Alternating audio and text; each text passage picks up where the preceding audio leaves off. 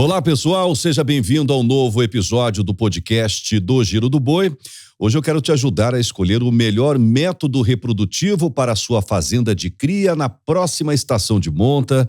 Nunca se esqueça que o número de vacas a serem emprenhadas por ano no Brasil é bastante alto. Somente no corte, aproximadamente 70 milhões de matrizes.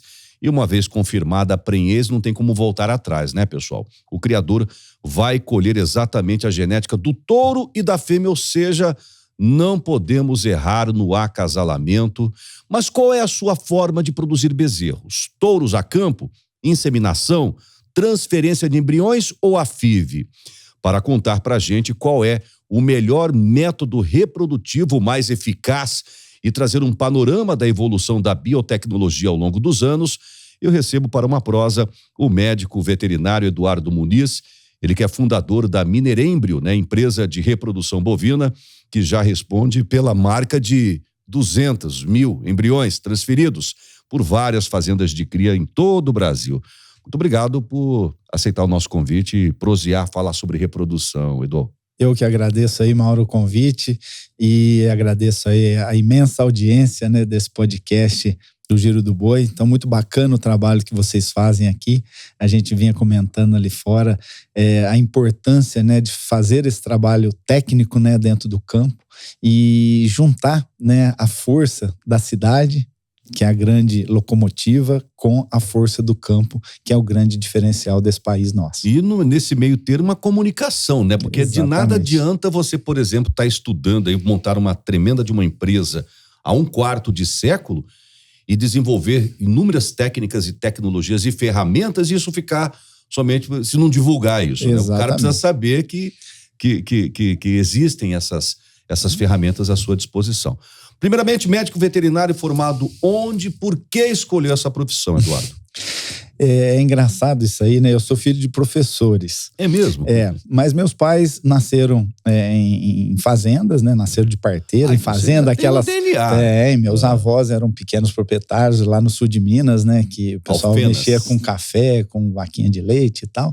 E eles nasceram e fazem parte daquela geração dos irmãos mais novos, né? Famílias grandes de 10 irmãos, que os irmãos mais novos iam estudar fora. Meu pai foi estudar para padre e estudou na Alta Paulista, depois fez colégio em Niterói, depois fez USP em São Paulo. Seu pai fez teologia? Fez teologia. Que legal. E aí depois entrou na faculdade em biologia na USP e aí largou mão da batina, né? Eu brinco com ele. Por isso que você é abençoado, né? E minha mãe também fez pedagogia e tal, e os dois professores, e eu nasci nesse ambiente, né, de muito estudo, de muita focado, né, em realmente entender que para a gente ter um futuro próximo, a gente tinha que pegar firme no estudo, e eu não tive moleza nessa parte, não. Então, é um ambiente de respeito, de religião. Eu falo que falta muita religião e respeito no ser humano. Muito, Mauro. A gente vê as coisas acontecendo, né, o Brasil como um todo, né, as coisas que você fala, poxa, a base, né, a educação mínimo, né, uma criança que joga um papel de bala numa rua, você fala, poxa vida, e lá no futuro, né? Então, coisas simples, né, você vê no dia a dia. E como que a religião, às vezes, as pessoas que são um pouquinho mais estudiosas nesse assunto, como é que faz toda a diferença, né? Mesmo no ambiente empresarial, né? Da relação do dia a dia, da relação de harmonia. A gente fala muito em fraternidade dentro da empresa. É porque a empresa nada mais é do que relações de pessoas, né? As pessoas estão ali. Você tem que lidar muito bem com essas pessoas. Então, só para você ter ideia, Mauro, da nossa empresa, agora na Exposebu, no dia do fechamento das grandes campeãs e campeões, que foi no sábado, eu levei um ônibus de colaboradores da Minerêmbrio de Alfenas, a 400 quilômetros de Uberaba, levei um ônibus, entre eles também tinham algumas esposas, filhos, para conhecer a Exposebu, presenciar e ver deles, né? Exatamente. E a gente viu em pista animais sendo campeões, por exemplo, no Guzerá, campeão e reservado campeão, que eram produtos de receptoras da Minerêmbrio. Do esforço, do suor. Exatamente. Deles, né? Que legal. O pessoal do Nelore Pintado, a mesma coisa, campeão, reservado campeão, produtos de receptores Minerêmbrio. Então, eles foram lá para ver o final do processo do trabalho deles, porque eles começam com o trabalho com um embriãozinho microscópico, que você não consegue enxergar, coloca na barriga de aluguel emprenhou, sexou, vai para o cliente, vai parir na casa do cliente. Então, eles veem o meio do processo, eles não veem o final. Então, a gente levou isso justamente. E aí, como que esse ambiente de harmonia, de confraternizar, de comungar do mesmo ambiente, do mesmo setor, conversando a mesma linguagem, como que isso faz toda a diferença nas famílias, né? O respeito, a disciplina, que a gente trabalha num esquema diferenciado, né, de receptora, que a gente trabalha com cio natural.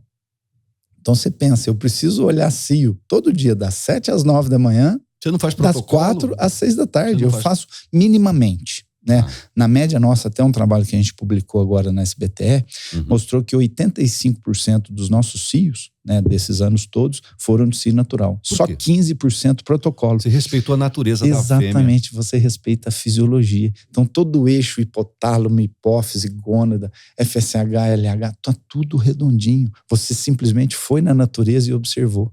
Então, aquela pecinha que eu falo entre o cavalo e a cadernetinha, né? Entre o arreio e a cadernetinha, que é o peão anotando, né, todos os dias aquele cio, o número do animal, anota a cor na frente do animal para facilitar na hora de fechar. E aí, uma vez por semana, a gente fecha esses animais que deram cio e começa a transferir ao longo da semana.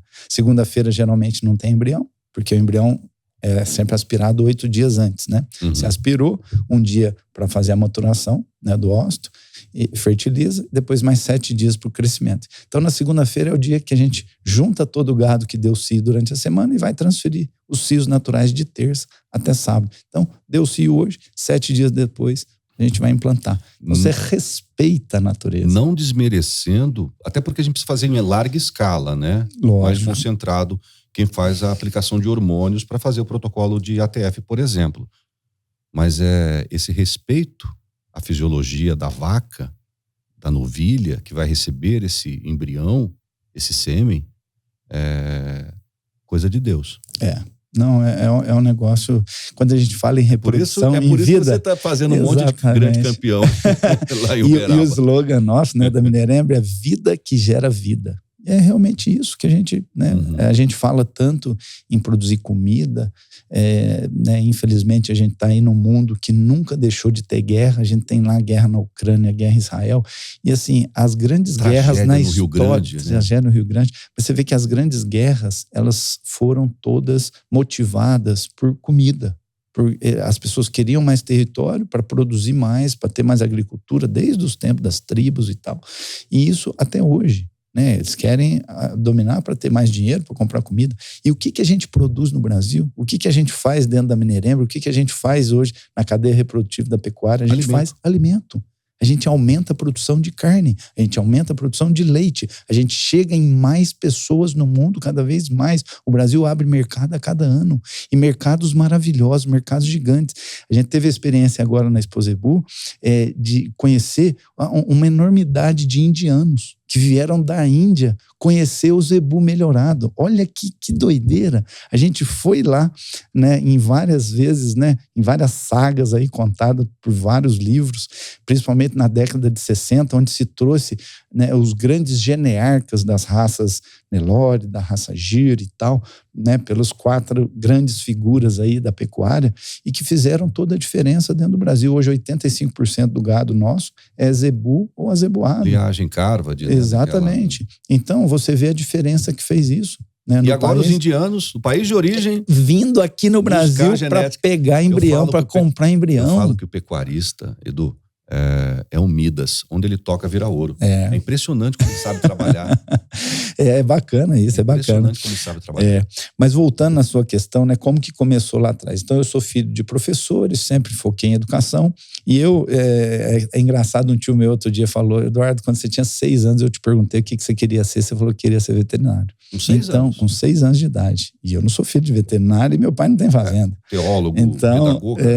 Então assim, mas estava no sangue. Né, meus avós a vida inteira viveram em fazendas, meus tios mais velhos ali, pequenos proprietários, então a gente todas as férias a gente estava em curral de leite, quando era pequenininho amarrava o bezerro, quando já era maiorzinho um pouquinho já conseguia amarrar a perna das vacas para tirar leite. Então é a evolução, né, no campo, né? Quando você... Mas veterinário para cuidar de cachorro e gato? Não, nunca Boi e cavalo. Não, meu negócio era vaca. Eu era apaixonado em vaca e até hoje. Entrei na faculdade pensando em vaca, saí mais apaixonado em vaca aí você ainda. faz veterinária aí, na Unesp. Eu sou de Alfenas, né? Estudei lá a vida toda.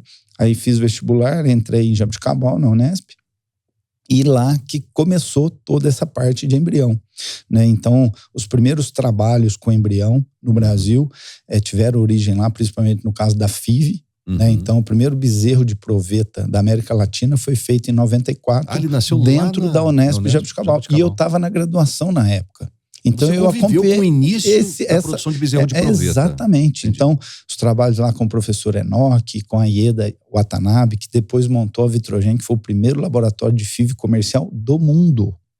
A gente estava lá, eu acompanhei, e eu pegava esses primeiros embriões experimentais e levava, quando eu era recém-formado, levava para as fazendas de gado de leite que eu dava assistência.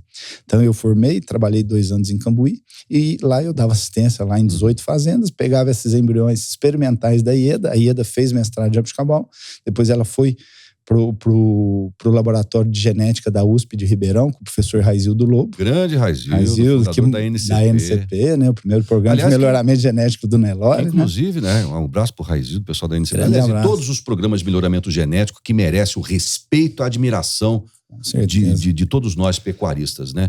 E ele que vai lançar, tem um problema de parto, né? E todo ano que passa vem novas DEPs, acho que já são quase 50 disponíveis ao criador, né? Ao pecuarista.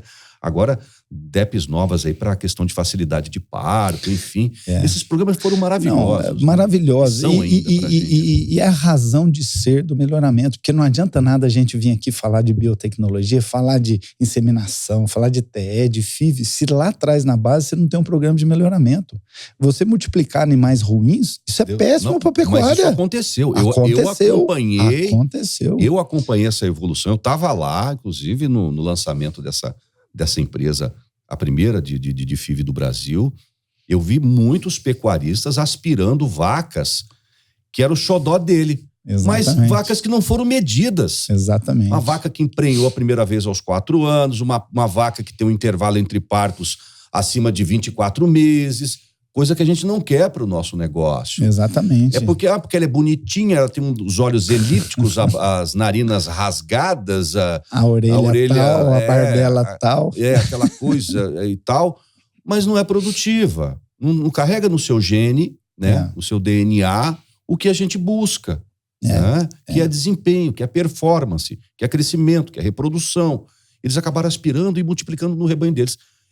Aí veio aquela palavra do tal do pioramento genético. Mas ainda bem que isso foi só um momento, uma fase. Exatamente. E isso ficou para trás, né? Exatamente. Graças a Deus isso ficou.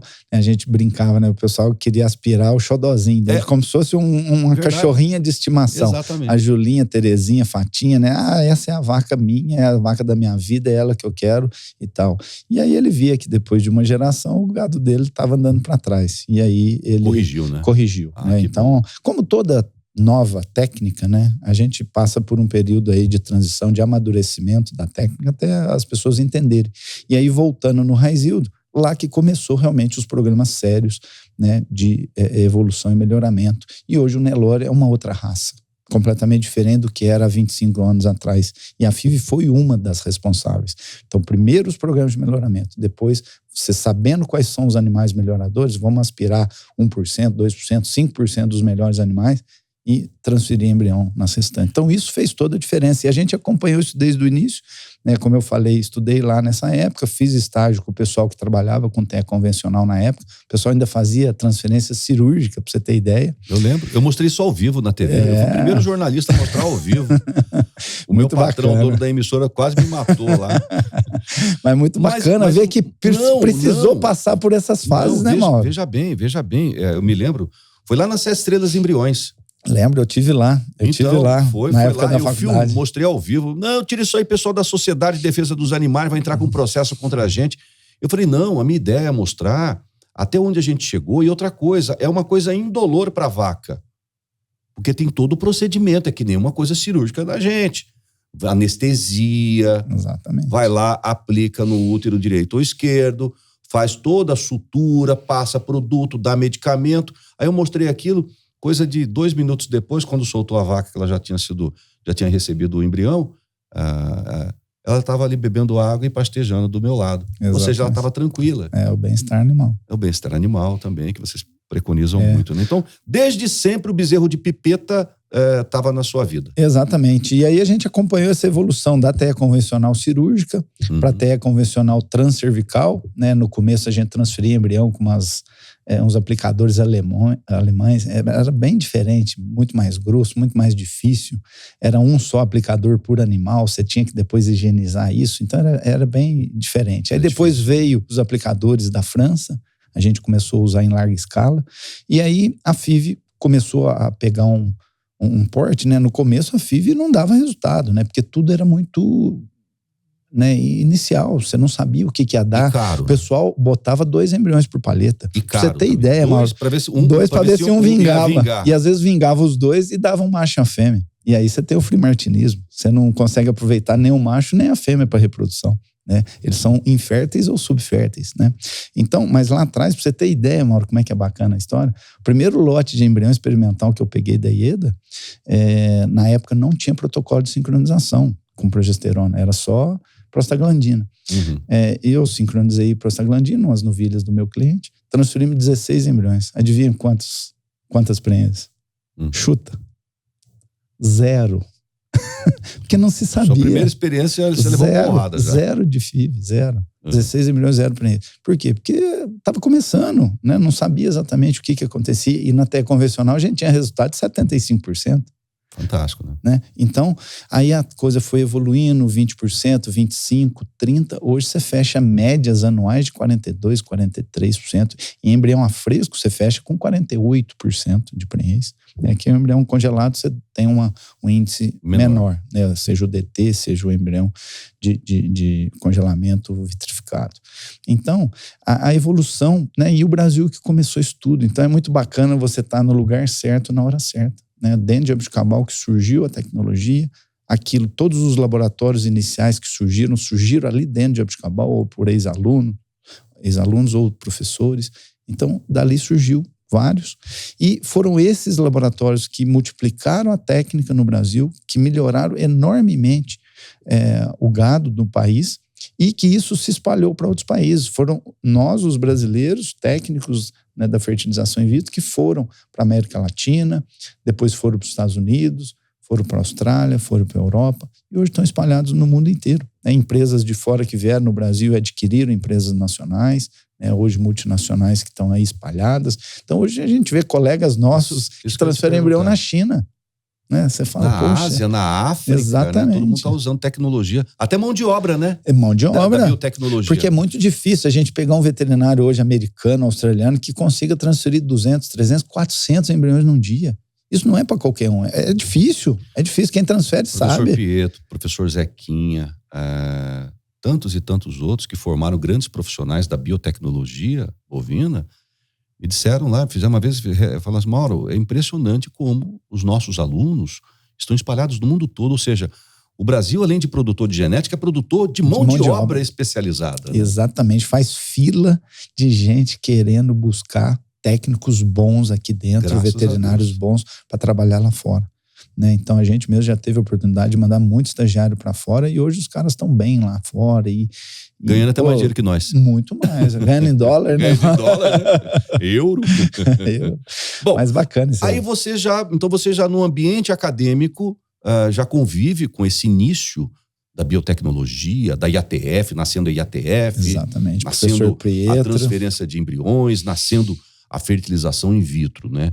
Aí você se forma, volta para sua terra natal, Alfenas, e monta uma empresa especializada nesse tipo de trabalho, que é Minerembrio.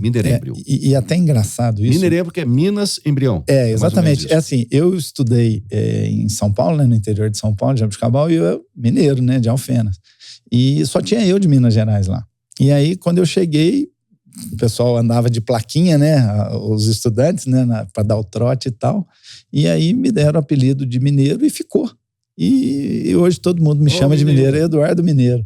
Olha o mineiro do embrião ali, ó. Exatamente. E aí ficou aquela, né, mineiro, embrião de Minas e tal, mineirembro.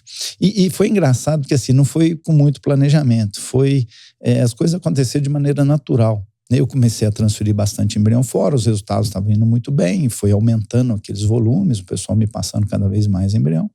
E aí, o meu primeiro cliente foi a Fazenda Cachoeira 2C em Londrina, um dos pilares do Nelore no país. Celso Garcia Cid. As beiras... Você acabou de falar agora aqueles 4 caboclos que fizeram importação de 62, ele é um deles. Exatamente. Celso Garcia Cid, juntamente com seu Torres Homem, Rodrigues da Cunha, Rubico de Carvalho e Nenê Costa. Exatamente, Os 4 pessoas que revolucionaram a pecuária no país e vão ser lembrados eternamente. E hoje, se o Brasil alimenta 6 Brasis, muito devido a esses 4 homens. Não sei se você teve o privilégio, eu conheci o José da Silva.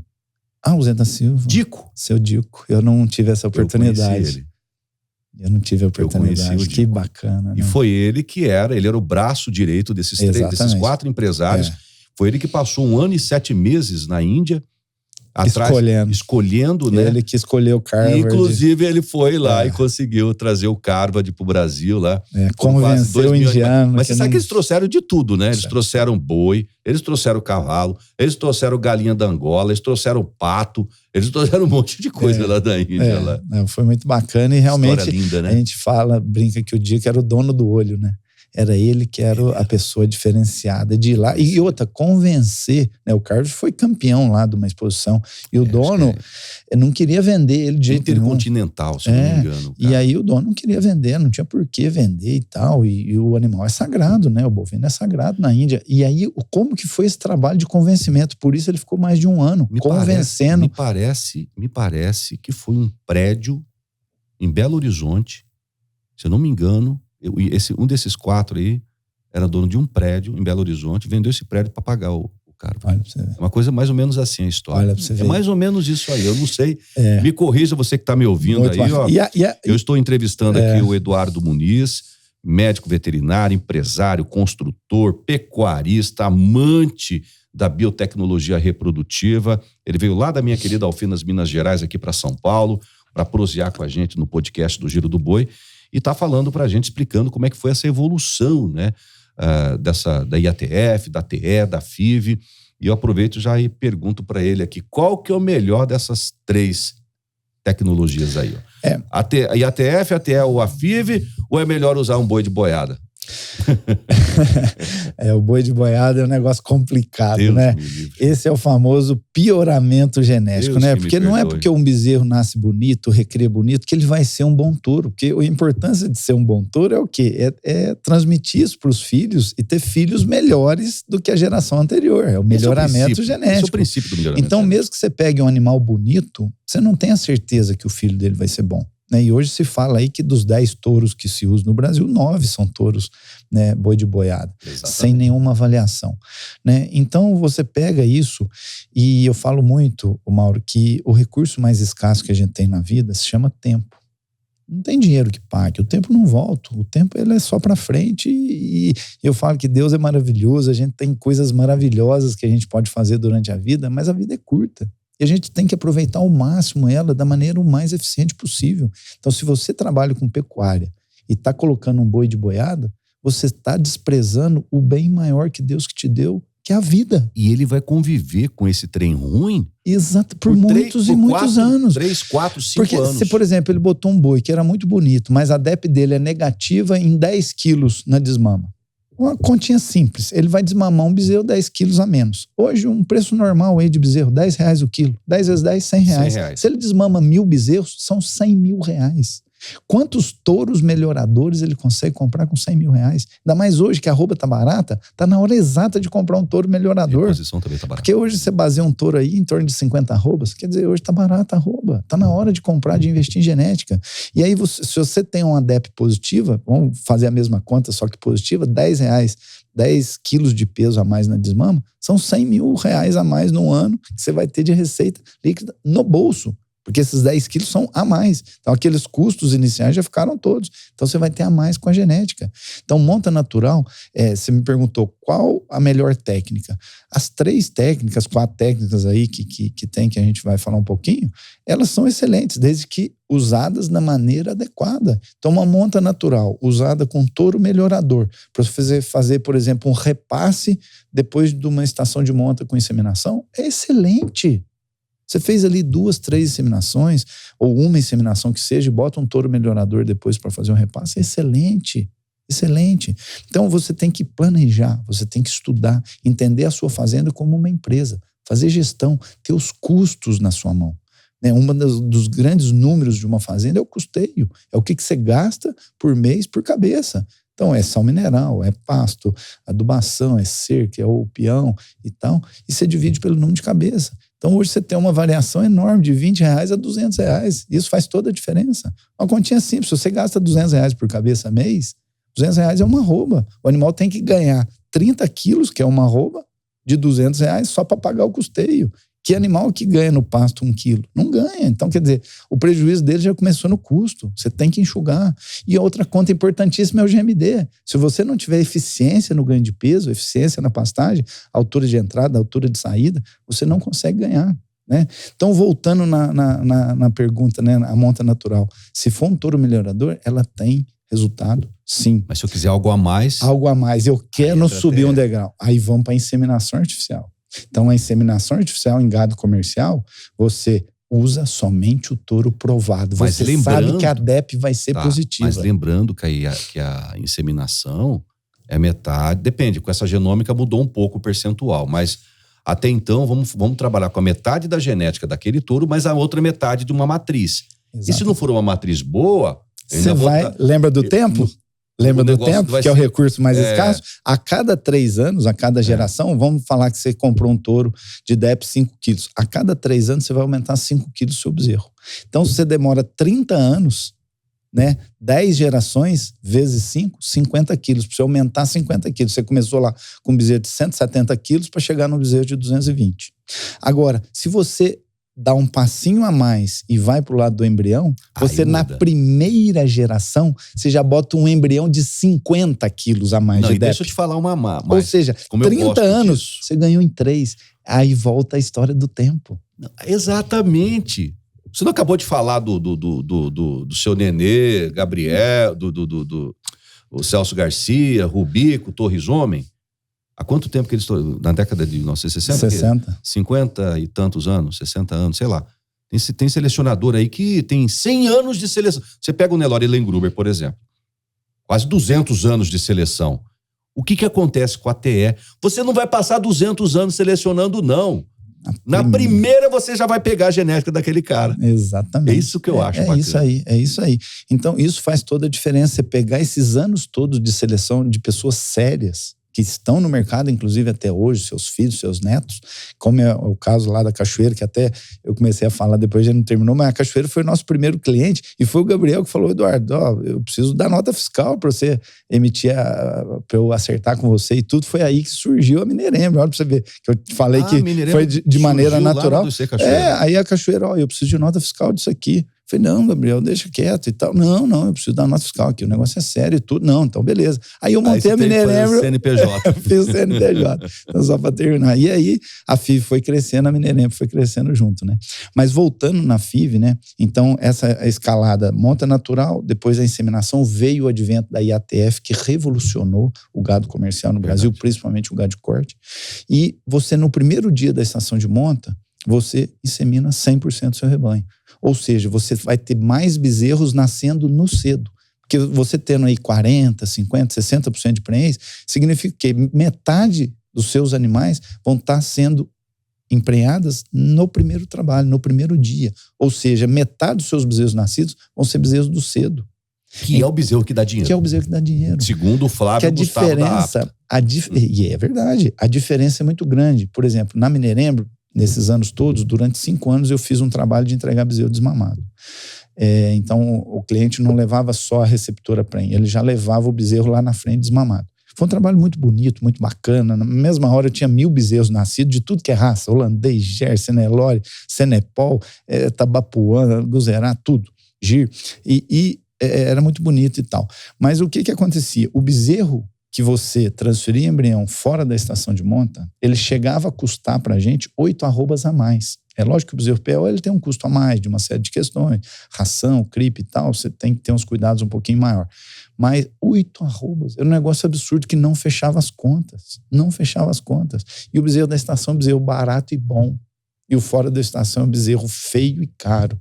Então, a estação ela veio para realmente mudar, né, o panorama da pecuária, principalmente a de corte no Brasil. O leite também faz um pouco de estação, mas ainda é incipiente em relação ao que, por exemplo, a Nova Zelândia faz, que faz estação de monta de todo o rebanho de leite e produz leite no momento ideal de produzir mais barato. E depois transforma aquele leite em leite em pó e usa aquele leite ou para exportar ou para o restante do ano. O Brasil ainda não tem essa cultura, ainda não tem essa mudança.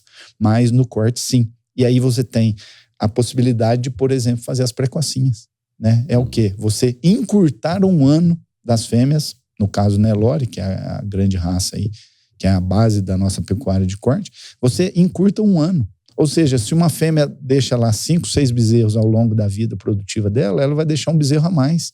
Ou seja, vai aumentar 17%, 20% o número de produtos daquele animal. E você encurta um ano na recria, que seja R$1.000. Vamos falar que você gaste aí R$100 de custeio, R$1.200. Esse R$1.200 você corta ele, porque não vai ter essa recria.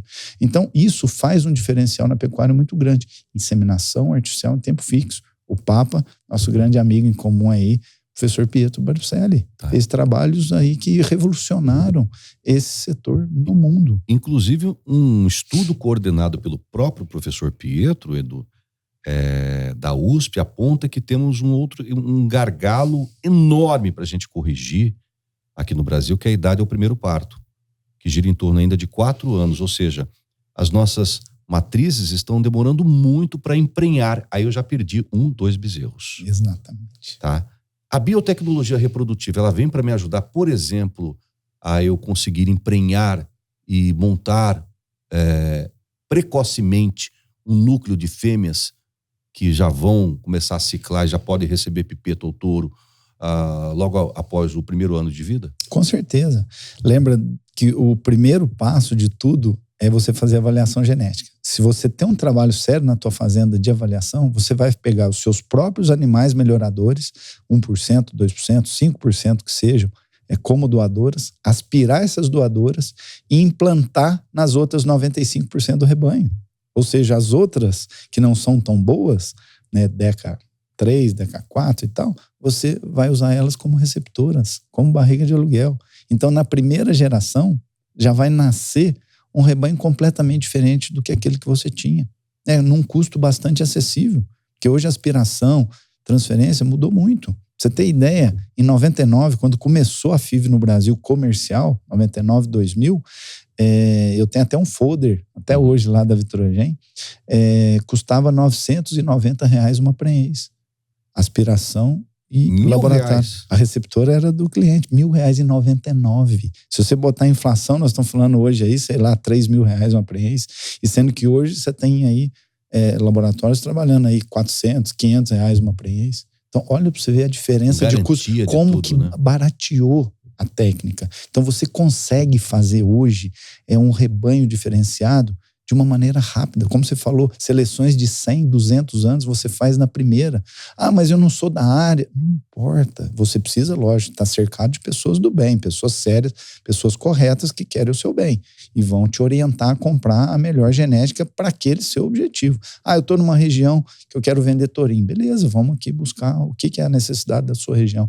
Eu quero um touro de linhagem precoce, eu quero um touro isso, aquilo. E tudo bem, vamos fazer dessa maneira. Então a pessoa já faz direcionada àquele mercado e você consegue encurtar todo aquele tempo que outros demoraram muitos anos para fazer e para provar. Você na primeira geração, comprando um embrião congelado e transferindo lá no Pará, lá onde quer que seja, você consegue fazer um rebanho completamente diferenciado, né? Na FIV, na fertilização in vitro, que você evita, né, uma série de questões para trás aí, de demora no processo evolutivo. E seja congelado ou refrigerado, né? Exatamente. Hoje o embrião, antigamente era só a fresco, né? Ficou aí por 10 anos aí, só transferíamos embriões a fresco. Era difícil, produziu, tinha que transferir, se não tinha receptor, jogava no ralo.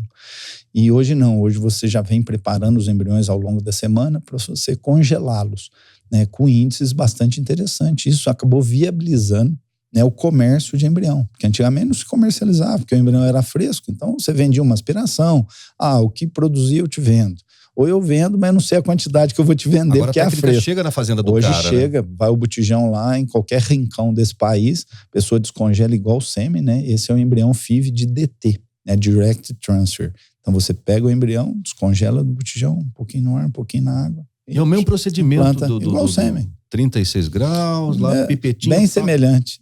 Bem semelhante. Isso mesmo, bem semelhante. Então isso facilitou. Agora você desce um degrau em termos de prenhez, normal. Porque o embrião a fresco, ele está ali, né? A fresco, né? Acabou de produzir, você vai implantar, e lógico que o índice dele é diferenciado. Então, por exemplo, na Central Mineira Embrião, tem um índice de embrião a fresco em torno de 48% de prenhez.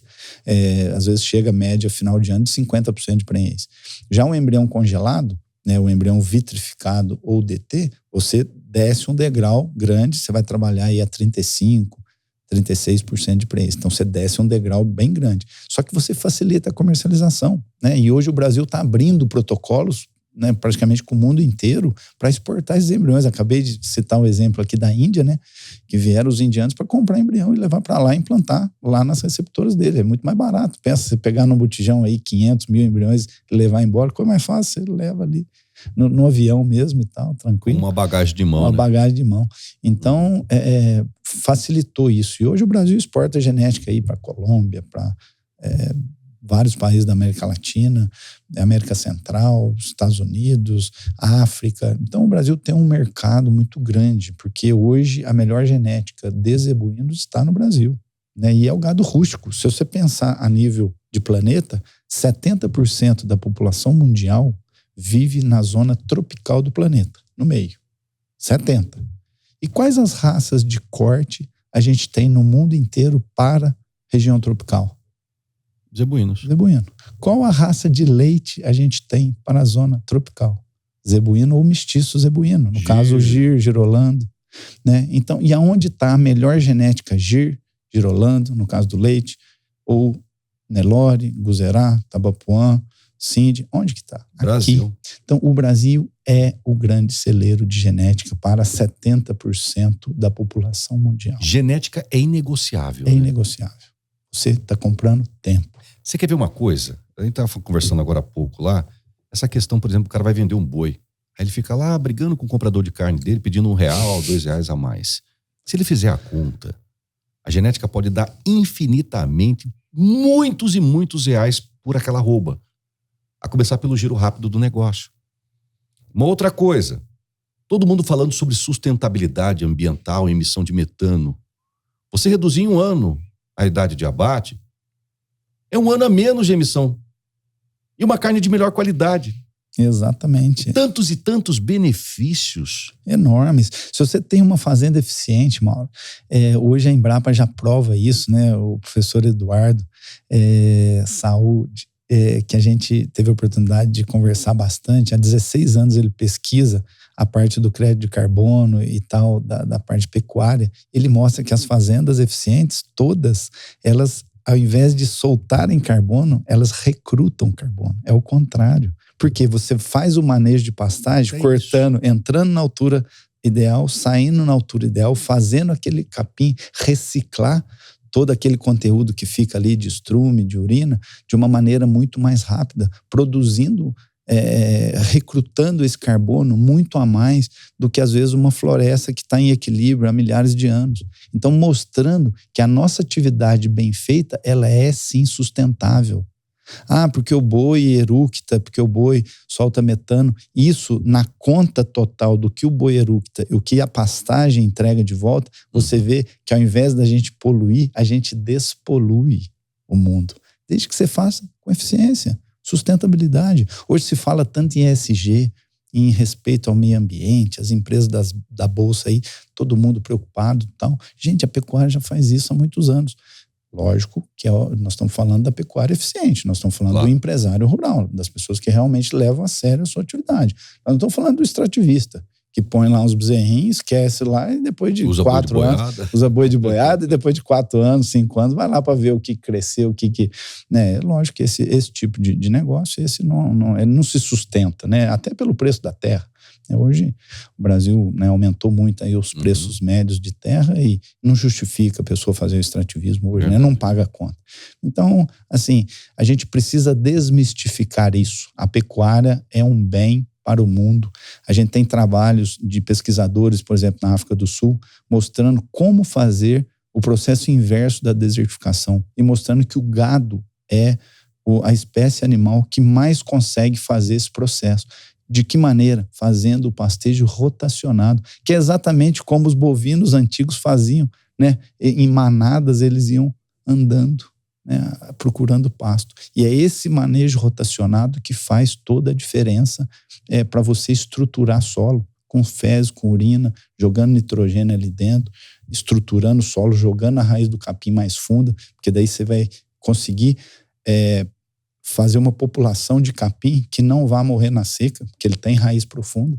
Então você tem uma série de estudos que hoje no Brasil está crescendo muito, empresas seríssimas de gestão e tal, trabalhando pesado, né? A própria Embrapa, né? Desenvolvendo variáveis aí de capim resistente à seca, resistente a uma série de questões e que faz o processo contrário da desertificação. Então você rodando o pasto, você aduba naturalmente aquilo ali e você deixa aquele período de mais ou menos 30 dias ele vazio e é isso que vai fazer toda a diferença. Bom, vamos continuar falando sobre transferência de embrião. Esse assunto me chama muita atenção pelo simples fato de que a gente já debateu agora há pouco lá, da gente conseguir usufruir de anos e anos de genética de grandes selecionadores lá numa única safra. É verdade que a gente já está transferindo anualmente aproximadamente 1.200.000 embriões aqui no Brasil? O pessoal fala desse número. Acho que esse número é das BIAs, se eu não me engano. Esse número, assim, a SBTE, ela tem os números fechados, né? A gente tem uma sociedade muito forte, né, de embrião, que é a mais respeitada no mundo. Desde 85 ela foi fundada, lá em Jabuticabal, na Unesp. E ela está até hoje, né? O congresso anual, vem gente do mundo inteiro debater aí as melhorias dentro da biotecnologia, né, do embrião. E assim, os números que elas mostram oficialmente são menores do que esse. Mas o que? São os números oficiais. Então a gente tem no Brasil, como tem em outros países também, os números extraoficiais, né? Números que não passam pelo registro. Uma pessoa que tem lá o seu rebanho e tal, não registra, por exemplo, o cara tem um rebanho de leite, girolando, ele aspira os melhores animais, transfere, aquilo não é registrado, aquilo não passa, né, às vezes, por esse número de registro. Mas estima-se que esse seja o número. E até 2012, Mauro, o Brasil dominou essa tecnologia praticamente sozinho, né? 90% dos embriões até 2012 eram produzidos no Brasil. Né? E isso foi invertendo, lógico, como eu falei, os próprios técnicos brasileiros foram para fora, as empresas brasileiras se tornaram multinacionais e foram para fora. E aí, em 2017, os Estados Unidos passou o Brasil, né? E lógico, um poder econômico, né, fortíssimo, principalmente no gado de leite. O gado de leite foi o que mais cresceu. E os Estados Unidos hoje é o país que mais faz fertilização in vitro no mundo. Passou o Brasil está em segundo, muito bem. Mas o que era 90% no Brasil, hoje é 40%. Mas só que o Brasil cresceu muito também, né? Ele aumentou também ao longo dos anos. E foi legal a gente acompanhar a evolução, porque até 2008, a FIV ela era feita basicamente em gado de corte, 90%. Por quê? Porque não se tinha o semi-sexado. E com o advento do semi-sexado, onde 90% nascia daquele sexo que você gostaria, principalmente no gado de leite, a fêmea, viabilizou a FIV para o gado de leite. E aí o gado de leite começou a crescer. E a gente, por exemplo, eu que comecei a transferir os primeiros embriões na Fazenda Santa Luzia, que é a maior fazenda de girolanda do Brasil, Maurício Silveira, grande amigo, grande abraço, Maurício. E o Maurício, em poucos anos, ele parou com a inseminação artificial, parou com a monta, parou com o repasse, 100% FIV. Hoje ele tem FIV. 3 grandes leilões anuais de fêmeas jovens, de animais recém-paridos, e todos, ele vende os animais paridos, já prende embrião. Então, olha para você ver Como é que virou o mercado? Então, hoje, eu lembro de conversar com o Maurício, do Maurício falar, Eduardo, na primeira geração que eu apostei na FIV, eu consegui um aumento de produtividade de 16%. Então, é uma virada de chave muito grande, porque você só usa o sêmen top 0,1% do que você quer. Porque numa única dose de sêmen, você pode fertilizar 10 doadoras, 15 doadoras, dependendo do sêmen, né? Então, você dilui aquele custo inicial do sêmen muito. Cada doadora dá lá seus 7 embriões, você dilui isso em 10, em 15 doadoras, o sêmen fica valendo nada no embrião, né? E ele usa o que há de melhor no mundo. Eduardo, tem muitas perguntas, com certeza algumas pessoas que estão nos ouvindo agora no nosso podcast devem ter algumas dúvidas. Didaticamente, rapidamente, explica para o pessoal a diferença da TE e da FIV. Certo, tá? Vamos lá. Muita gente não sabe, né? Tem uma diferença grande, porque ela é fertilizada lá no laboratório. A TE convencional, né, ela é feita de uma maneira que você superovula as fêmeas, você faz lá uma série de aplicações de hormônio, FSH e tal, você estimula os folículos e depois você insemina aquele animal 2, 3 vezes e 7 dias depois você vai e faz um lavado daquele útero, né? Aspira? Não aspira. Não. Entra com um lavado dentro do útero, você entra com uma sonda, como se fosse uma sonda urinária. Você leva o aplicador com a sonda lá dentro do útero, infla o balão aqui atrás e joga o líquido lá, um líquido nutriente, e suga aquele líquido que entra no filtrinho. Depois esse filtrinho você leva para um laboratóriozinho ali na fazenda os embriões. Lá na lupa você busca os embriões acasalados, fertilizados, isso aí, não fertilizados. Aí separa esse embrião para depois você trabalhar ele ou separar eles e já colocar numa paletinha para transferir numa barriga de aluguel na hora, ou pega aquele embriãozinho e faz o congelamento dele, respeita a curva de congelamento e depois você bota ele no nitrogênio a menos 196 graus e ali ele fica por 10, 20, 100 anos congelado. Lembra que o congelamento, você tira toda a água do embrião e coloca uma substância que acaba sendo uma substância tóxica, né? Um etileno glicol, um glicerol, mas é a maneira de você manter aquelas células vivas, né, em nitrogênio. E depois, no descongelamento, você faz o processo inverso. Você tira o etileno glicol ou glicerol e volta a reidratar as células para ela voltar à atividade e colocar. Então, você imagina o estresse para esse embrião de perder toda a água dele e depois você recolocar essa água, ele está vivo e desenvolver um bezerro. Então, principalmente até congelada, né, ela foi um negócio que revolucionou o mercado. Começou lá na década de 70, no Brasil em 77, em 79 surgiram os primeiros bezerros, com o pessoal lá do professor da Alemanha, aí tinha o Schebel, tinha o Becker, que trouxeram essa tecnologia. Em 84 se produziu, através do Jorge Nicolau, o primeiro bezerro de embrião TE congelado, né? Então foi descongelado. Em 84, em 79 nasceu o primeiro bezerro no Brasil, em 84 congelado.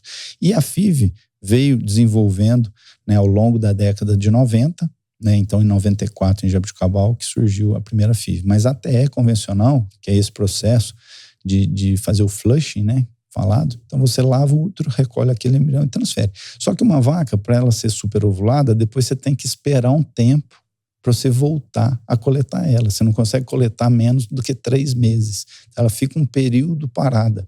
E é uma técnica invasiva, Mauro, porque você bota uma sonda dentro do útero, você infla um balão, quer dizer, lesiona o endométrio do útero, você joga aquele líquido, recolhe, joga, recolhe, vai massageando. Então pode dar problema de aderência de útero.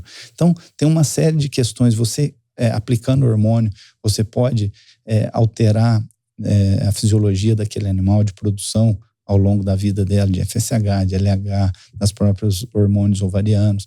Então, você tem alguns prejuízos para aquele animal, para você não poder aproveitar ele ao longo do tempo. Então, a TE convencional, ela tem as vantagens, produz um embrião de muito mais qualidade até do que na FIV. O índice de preênese do embrião convencional a fresco é 70%. Né? Um congelado é 50%. 45%. Então, o embrião convencional, até convencional, ela dá um embrião de melhor qualidade, porque é a própria vaca que fez o embrião, vamos dizer assim. Sim. A fábrica dela é a original, mas você produz poucos. Então, você produz ali 4,5 embriões, na média, e você pode coletar a cada 3, a cada 6 meses, às vezes você fica um ano inteiro. Muita gente fazia coleta e emprenhava o animal para só depois de parir, para coletar de novo. Então era um período muito grande, né, e invasivo. Aí veio a FIV e revolucionou, mano. Aí mudou a história. Aí mudou, você não precisava usar uma gota de hormônio, você simplesmente entrava no animal com a probe, vai lá no fundo do saco da vagina, vai uma agulhinha fininha, você segura o ovário e esperta aquele ovário e suga todos os oócitos. Aí sim que é a aspiração dos oócitos. A aspiração folicular. Aí eu pego o sêmen que eu quero, vou fertilizar ele lá no laboratório. Exatamente. Por 24 horas você matura aqueles oócitos que você pegou na vaca, no laboratório, descongela o sêmen, passa por um processo de centrifugação, coloca aquela microgota do sêmen em cima dos oócitos, da gotinha dos oócitos, ele vai, fertiliza, e aí você tem uma produção muito maior. Né? Então você consegue tirar aí 100, 150 bezerros de uma boa doadora num ano. Então você consegue às vezes fazer um plantel novo com uma única doadora. É lógico que do ponto de vista de melhoramento genético você não vai ter uma variabilidade genética no teu rebanho, mas você pode, cabe a você querer. Mas hoje o que faz, né? O que o pessoal faz aí com esses animais de leilão muito valorizados, né? Tivemos aí recentemente a Viatna, a recordista mundial registrada pelo Guinness Book. Viatna 19. Viatna 19, preço de 21 milhões de reais. E a prenhez dela? Que inclusive... Você viu? Foi doada. Inclusive foi uma iniciativa do canal dos proprietários. Rural, dos donos, com transmissão também do canal Rural, Lance Rural, o pessoal da parceria Leilões e também do Paulo lá do programa. E com o Galvão Bueno. Galvão Bueno que bateu o martelo e vendeu, né, uma prenhez da Viatna com a renda 100% pro povo gaúcho, exatamente, né? Aliás, aí um grande abraço a todo o povo gaúcho, solidariedade grande abraço de todos também. Nós. E por 3 milhões de reais. Também foi um recorde de prenhez. De prenhez, né? Se tratando de prenhez, né? Muito bacana, né? Porque quem tá comprando ali não tá só... lógico, tá vendo a genética da Viatna e tal, que é um animal realmente diferenciado. Você olha para ela e fala, gente, isso aqui parece que é a figura da perfeição, né? Mas você... fazer uma doação, né? Os proprietários se desprenderam de fazer uma doação de um embrião desse para as vítimas do Rio Grande do Sul, muito bonito, muito legal, gesto, né? Maravilhoso. Então, parabéns aí ao Canal Rural, o programa Leilões, todo mundo envolvido, né? E o que a gente puder fazer para ajudar o pessoal lá, a gente tem que ajudar. E o povo gaúcho é um povo muito forte, é um povo muito bravo. E a genética de determinação. Eles vão se reerguer de uma maneira muito rápida. E temos uma dívida de gratidão, com Eduardo, certeza, com o pecuarista ou selecionador gaúcho muito grande. Você vê o que o Angus está virando aqui no Brasil Central e para o Norte, graças à genética de lá. Exatamente. Não só o Angus, mas o Hereford, essas raças taurinas, né? Eu falo muito, o gaúcho ele merecia uma placa em cada fazenda hoje do Brasil, porque graças ao gaúcho, o pessoal do Sul de maneira geral, né? Também o paranaense, o catarinense, mas foram eles que subiram para o Centro-Oeste, eles que subiram, né, para o Nordeste, para o Norte, e abriram fazenda, e hoje o Brasil produz comida para 6 Brasis. Então essa saga dos gaúchos que subiram, né, do sulista que subiu o Brasil, isso precisava ser registrado em filmes aí para ganhar Oscar. Essa história maravilhosa, que as pessoas foram com a roupa do corpo, com o dinheirinho que tinha ali, montaram num carro de boi, subiram e fizeram acontecer nesse Centro-Oeste. E hoje o Brasil é a referência do mundo. Se o mundo não passou fome durante a pandemia, é graças ao Brasil. Isso são números, não sou eu que falo, são os números. Né? A pujança que virou o Brasil. Quem abriram foram eles. Então, o povo gaúcho é um povo que a gente tem que reverenciar. Temos que ter uma placa em cada fazenda agradecendo os gaúchos desse país. E repito, a genética taurina deles também. Exatamente. Você vê, hoje nós somos... estamos nos tornando referência em produção de carne premium. Exatamente. Né? Com animais, por exemplo, protocolo 953, que tem lá metade de sangue taurino. Exatamente, o Angus é o sêmen mais vendido no Brasil, já de 2009, 2010 para frente, é a raça mais vendida no Brasil. Verdade. Por quê? Né? Trabalho de seleção. Você também faz com Nelore, mas com outras raças também. A gente transfere de todas as raças, qualquer raça, transferimos o Aguil, holandês, Jersey, Cindy, 200 mil? 200 mil. A Mineirembro já transferiu? É um volume bem bem interessante, né? Eu falo, né? A gente brinca.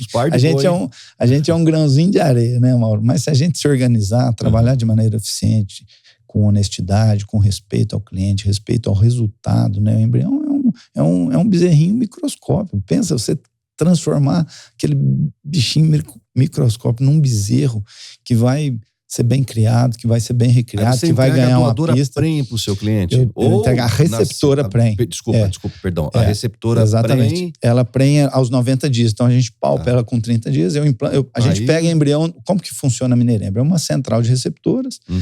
São várias fazendas. Hoje, a gente está com um banco de 7 mil receptoras, todas em cio natural. Então, a gente tem lá, por semana, 450 a 550 cios por semana. Então, todo dia, né, eu tenho uma quantidade lá de 80 cios. E todo dia eu tenho aspiração dos meus clientes. E aí, eu busco isso em praticamente todos os laboratórios do país. A gente está com 65 laboratórios que a gente transfere. Centrais. Então, eu pego todos os centrais e tal. Então, a gente tem parceria com todo mundo. Então, produzir um embrião lá em Campo Grande. A gente vai lá em Campo Grande, pega os embriões e traz. Produzir em Uberaba, traz os embriões para Alfenas, ou eu tenho implanta. 2 grandes doadoras aqui, sei lá, da Raça Angus, no Rio Grande. Você vai lá, aspira ela, traz para a fazenda. Exatamente. Com 7 dias a gente busca esses embriões com os nossos motoristas, busca, traz, transferimos em cio natural. 30 dias depois a gente passa o ultrassom para ver se o animal está prenhe.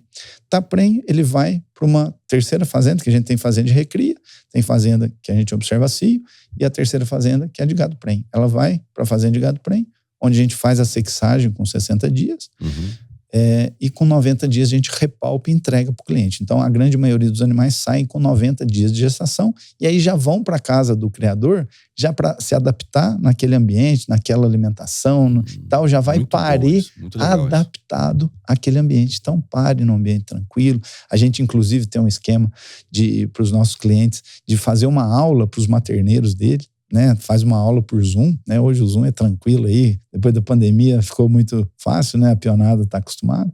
Então a gente dá uma aula para eles, falando dos gargalos, dos principais pontos de cuidado, alimentação, do uma sanidade, pré-parto, do parto e do pós-parto, cura de umbigo, né? A importância da colostragem bem feita. Então uma série de questões simples, mas que a gente consegue impactar muito no resultado final. Completo, exatamente, Mauro. Então a gente pensa no cliente depois também, né? O pós-porteira nossa, né? Aí quando a gente acha que o Eduardo Muniz para por aí, não. O cara mexe com construtor, aí o cara vai e cria uma empresa de tecnologia, aquilo que você fala com um pouco de importância, precisam bater duro. Atenção, você, pecuarista, está me ouvindo. Abra o olho para a questão da rastreabilidade. Rastreabilidade, tá bom, gente? Do início ao fim, tá? Desde da concepção até a entrega daquela carne lá no prato do consumidor no Brasil e no mundo, tá? Cerca virtual. Realmente. Me fala aí desses trem que você monta aí, rapaz. Esses trem, né? A gente que é mineiro, né? Então, Mauro, é bacana porque assim, se eu puxar um pouquinho, né, no passado, eu sempre tive uma cabeça empreendedora, né, de pensar diferente, de tentar enxergar diferente. Com 8 anos de idade, eu fazia chup-chup, né? Aqui em São Paulo o pessoal conhece como geladinho, né? Eu fazia em casa, estudava de manhã e vendia à tarde na rua. Então, desde muito cedo, eu criava frango, vendia frango na feira, criava galinha, vendia ovo para os vizinhos, legal, desde 8, 9 anos de idade. Então, eu sempre tive essa veia de fazer o novo, de fazer o diferente, de tentar pensar diferente. Trabalhar, sempre gostei, sempre fui apaixonado. Trabalho muito até hoje, graças a Deus, amo trabalhar. E aí, montamos a Mineirembro lá atrás, a Mineirembro indo muito bem e tudo. E num determinado momento de mercado, 2014, deu uma caída, foi aquele segundo eleição da Dilma, o mercado como um todo deu uma caída, e começamos, peraí, deixa eu pensar diferente. E aí foi quando eu conheci o trabalho do Miguel Cavalcante no Agrotalento, entrei no grupo dele de Mastermind, o grupo Mastermind Aliança Agrotalento, Miguel Cavalcante, vai um grande abraço aqui para ele, meu irmão, meu mentor, um dos meus mentores, e aí eu entendi diferente, né, o processo, o mercado, porque às vezes a gente entendia muito do negócio, mas não focava em entender de negócio. E eu tinha um punhado de negócio dentro do meu negócio, mano. Então eu tinha fazenda, que a gente adquiria fazendas desestruturadas, a gente entrava, formava, estruturava. Pô, fazenda é um negócio, é um ativo, vamos transformar ele num negócio rentável e vender fazenda e tal, começamos. Eu tenho 1/3 dos animais que não emprenham, eles vão para o frigorífico. O que o frigorífico quer? Vamos ouvir o frigorífico, vamos ouvir o mercado. Boa. Ele quer um animal acabado, ele quer uma fêmea jovem, até 4 dentes. Opa, então peraí, eu tenho condição de entregar essa fêmea. Eu tenho produção de semente, né? Eu tenho um capim lá que chama setária, que é um capim para várzea, que ele aguenta alagamento e aguenta geada, e é um capim maravilhoso que não tem produção no Brasil. Eu comecei a produzir semente, o excedente eu vendia, estou vendendo, tem lá excedente para vender. Então é um negócio dentro do negócio, e por aí vai, né? Então a gente começou... O interior chama de mexedor. Mexedor, assim, mexe cá, mexe. Exatamente. Não, tempo, não. Então você não pode parar. E aí eu entrei no grupo de Mastermind do Miguel em 2016, chegou em 2017 e a gente montou um grupo de Mastermind em Alfenas, na minha cidade, juntando empresários de vários setores, não podia ter 2 veterinários na época, só tinha que ter um, só podia ter um médico, só podia ter um dentista e tal, e montamos ali pessoal do comércio, empresários bem-sucedidos, jovens, que estavam querendo pensar diferente, né, na nossa cidade. E aí a gente começou, dentro desse grupo, a receber cases, né, de novos negócios, de startups e tal, para a gente montar novos negócios, né? Então, um grupo de novos negócios. E aí surgiu a oportunidade de montar uma construtora, montamos uma construtora lá, estamos trabalhando bastante nisso aí, e montamos uma empresa de tecnologia também, né, que é o Inova Farm. Que é a questão da rastreabilidade. Exatamente. Então, é um brinco que a gente desenvolveu, tem uma plaquinha solar atrás. Solar? Uma plaquinha solar no brinco. Coisinha pequenininha, coisa mais bacana. Atrás dessa placa vai uma bateriazinha e uma antenazinha em espiral. E essa antena, uma vez, né, o animal tá lá pastejando, tá batendo sol ali, a cada 15 minutos ele manda um sinal até 22 quilômetros. Um receptor lá na sede. Uma antena na sede. Então ele só precisa ter uma antena na sede. Tá. Então essa antena capta o sinal. Nessa antena a gente precisa de internet, só nessa antena principal. Sim. Aí ele joga para a nuvem, vai pro teu celular. O Starlink aí é muito boa, essa exatamente, internet do Musk lá. Starlink é maravilhosa, fantástico. Revolucionou o campo. Pois é. Você tá com o celular lá em Nova York, você abre ele e você vê teus 10 mil bois lá no Mato Grosso. Então, você sabe exatamente onde está. Então, se o animal sair da tua cerca, for pro vizinho, ele já apita no celular do teu peão, numa mensagem de zap, falando, o boi número tal saiu e tá em tal lugar. Porque ele tem pelo GPS. Entreverou esse bicho exatamente. Aqui no outro lote. Você vai fechar uma novilhada para inseminar. Aí você aciona o vaqueiro, monta cavalo, vai lá e tira lá. Exatamente. Você vai fechar a novilhada para inseminar. Não fechou tudo. Faltou 10 cabeças, 20 cabeças. Opa, peraí, vamos abrir o programa. Tá lá naquele mato lá, não achamos. Vamos lá com os cachorros lá para trazer. E fechou o gado fora de hora, no curral, 11 horas da noite. Opa, tem uma coisa estranha aqui. Vai avisar o peão, é uma não conformidade. Então você monitora teu rebanho, você rastreia. Então se você botar num bezerro desde cedo, você sabe exatamente onde naqueles 2, 3 anos dele, até virar um boi por frigorífico, você sabe exatamente qual os passos que ele foi, você sabe se vai ser área de desmatamento legal ou não. Então você tem uma rastreabilidade real mesmo. Se você colocar o brinco, você tem as mensagens a cada 15 minutos durante a vida inteira dele. Então você monitora, você rastreia e te dá segurança. Você sabe quantas vezes o animal foi no coxo de sal, lamber sal, se ele foi 2 vezes, se ele foi 3, quantas vezes ele foi no bebedouro. Então você monitora. O rebanho inteiro está indo menos na água. Opa, peraí, vamos tentar estudar aqui. O rebanho está indo menos no sal. É o capim que está brotando e tal, não sei o quê. Então, você tem respostas muito mais rápidas, né? Então, a gente está desenvolvendo esse produto, né? Ainda está em fase de desenvolvimento. A gente já recebeu aportes de algumas empresas, né, para estar desenvolvendo. E, inclusive, eu dei uma palestra sobre ele junto com o Dutra, nosso sócio, né? É uma empresa de vários sócios, né? Como eu falei, esse grupo nosso de Mastermind. E a gente deu uma palestra na BCZ, lá na Expo Genética, o ano passado. Foi muito bacana.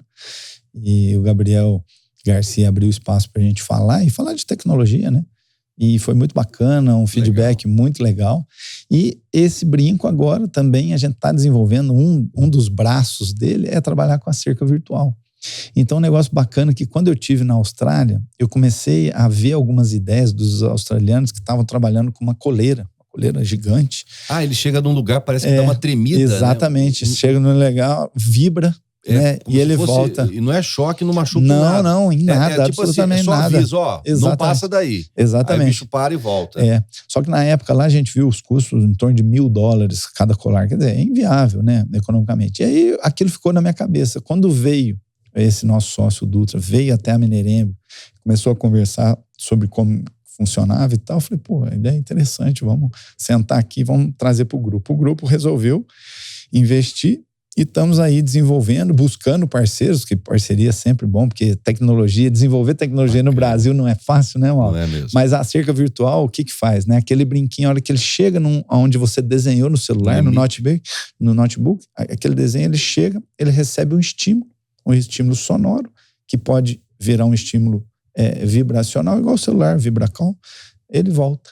Então, é uma imagem muito bacana. Você vê a bezerrada chegando no lugar e voltando. O boi é muito inteligente. Ele vai aprender.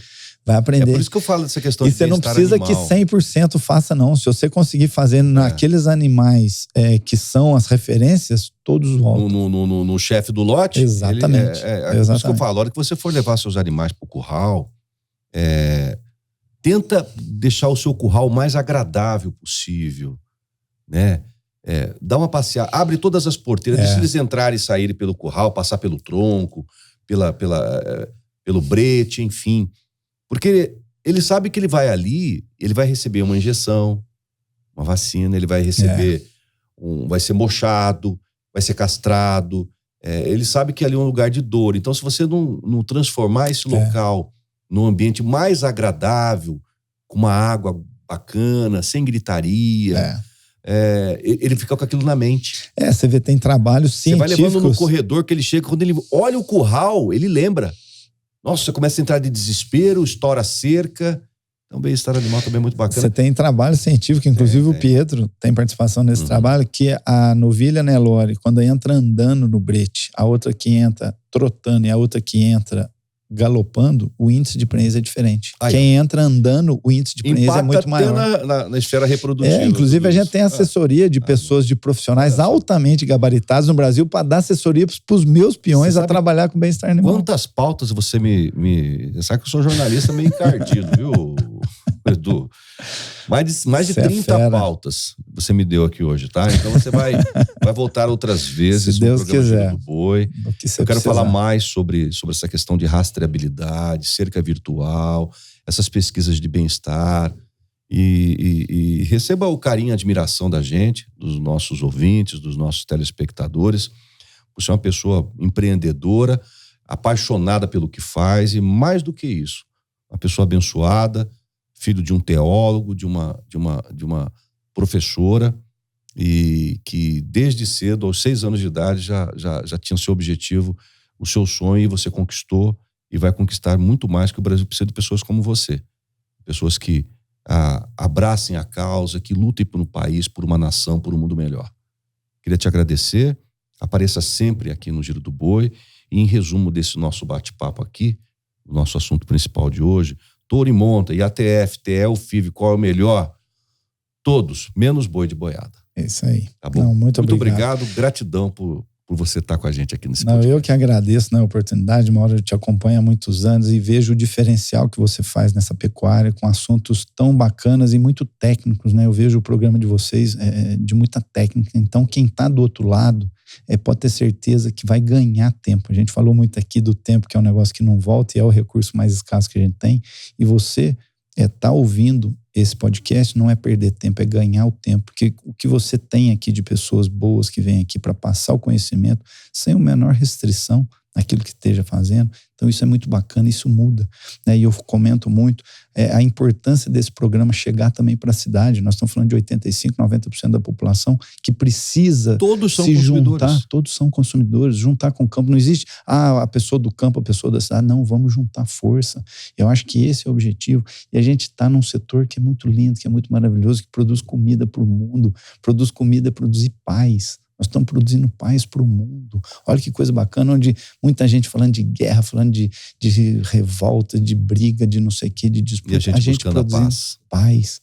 Né? Então, harmonia, falamos aqui de bem-estar animal, falando de como trabalhar com as pessoas, né? Um pouquinho das pessoas dentro do campo. Como é maravilhoso você receber um sorriso, você levar uma criança para uma exposebu e a criança voltar e falar, eu tinha dúvida, agora eu quero ser um veterinário. Então, você ouvir isso, você fala, isso me arrepia. Poxa vida, um pouquinho que a gente faz, a gente está impactando positivamente na vida de muitas pessoas. É o verdadeiro significado do que a gente veio fazer nesse planeta. Eu falo, né, as 2 datas mais importantes das nossas vidas, né? A primeira que a gente nasceu e a segunda que a gente entende por que a gente nasceu.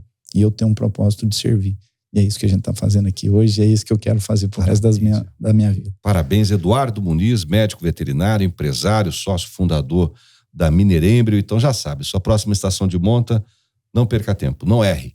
Uma vez prenhe, não tem como voltar atrás. Então não vai errar no acasalamento a sua próxima safra de arroba, de carne ou de quilos de leite. Tá bom, pessoal? Obrigado, Edu. É isso aí, eu que agradeço. Valeu, Mauro. Obrigado.